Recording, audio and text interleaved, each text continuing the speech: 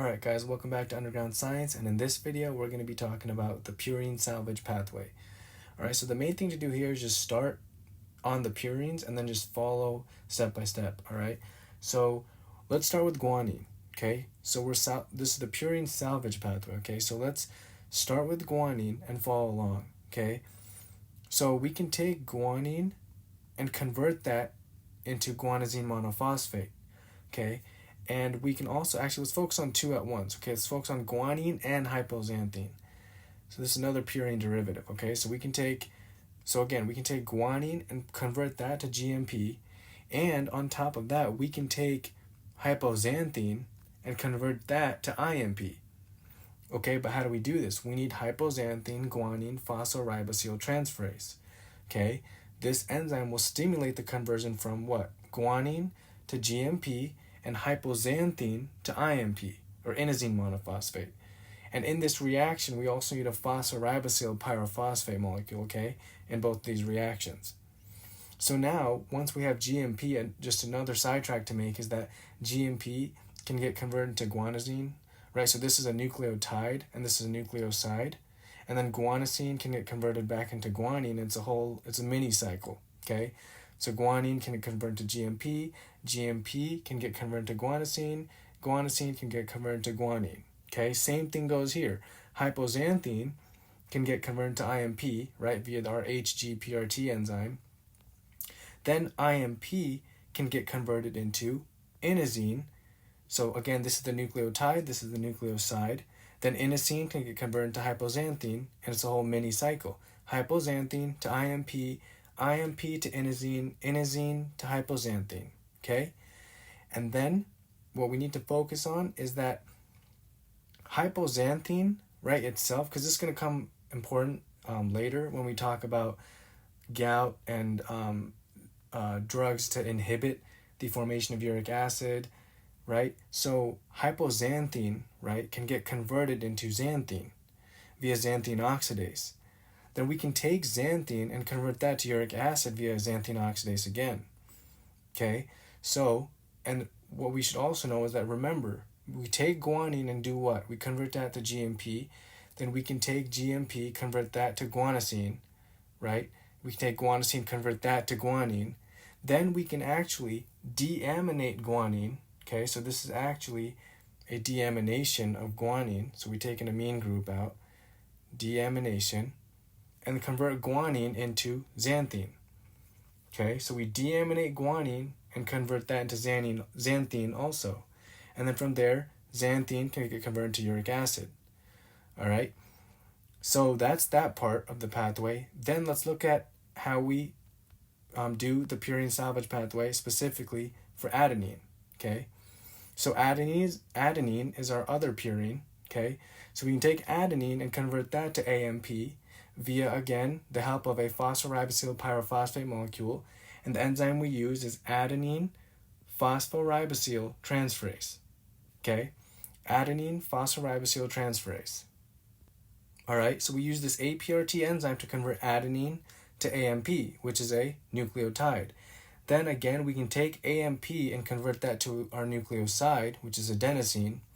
Then we can take adenosine, right, and convert that into inosine. All right, so that's an important thing to know. We can take adenosine and convert that to inosine. How?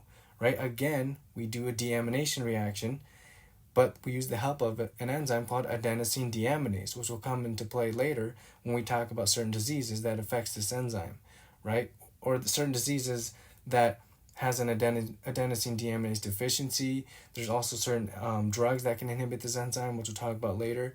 For now, let's just know the pathway, right? So again, adenosine can get converted to inosine via deamination, via the help of adenosine deaminase. Then inosine, right, can get converted into hypoxanthine, remember. And then again, hypoxanthine can get converted to xanthine, and xanthine to uric acid via the help of xanthine oxidase in both steps.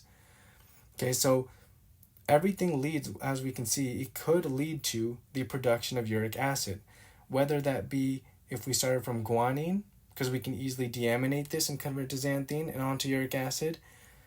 And even though we started the pathway with hypoxanthine, we can just bring it down and convert to uric acid, right? Even if we started the pathway with adenine, we can convert that to AMP, then we convert the AMP to adenosine, deaminate that into inosine, right? And then convert inosine into hypoxanthine, and then again, we get uric acid. So all three of these, adenine, hypoxanthine, and guanine, can get converted into uric acid, right? And again, something important to note is that remember IMP, guys, from the, when we were talking about specifically when we went from IMP and we made AMP and GMP. So what was that? That was the purine synthesis pathway. Remember we started from, like, how did we even get IMP, right? Remember we started from ribose 5-phosphate. Ribose 5-phosphate was obtained from the pentose phosphate pathway. We took ribose 5-phosphate and we actually made PRPP from that via PRPP synthetase. Remember that? So remember we had ribose 5-phosphate. We're not going to go through each step because we already went through this in the purine synthesis pathway video, right? So ribose 5-phosphate, remember, and then from there, remember, we made PRPP via PRPP synthetase. And then remember, we took PRPP and we converted that into 5-phosphoribosylamine. Ribosylamine. And then from here, we took this and converted that to IMP. Remember that? And then from IMP, we need IMP in order to make our purines. So from here, we made our GMP and AMP, right? So that's important to know. So what that means is that if you have some sort of deficiency, we'll talk about later, right? Some sort of deficiency in which you cannot make IMP, right? Let's say, then that means you cannot synthesize GMP or AMP, right? And we talked about that in the purine synthesis video, I believe. So, but in the future videos, what we're going to talk about is drugs that are involved in this purine salvage pathway and diseases that are involved in this purine salvage pathway, because certain diseases are related to certain deficiencies of certain enzymes in this pathway. All right, so we're going to talk about that in the future video. All right, so this was the purine salvage pathway, and in the future we'll talk about, again, drugs and diseases relating to this pathway. All right, so I hope you guys enjoyed this video, and thanks for watching.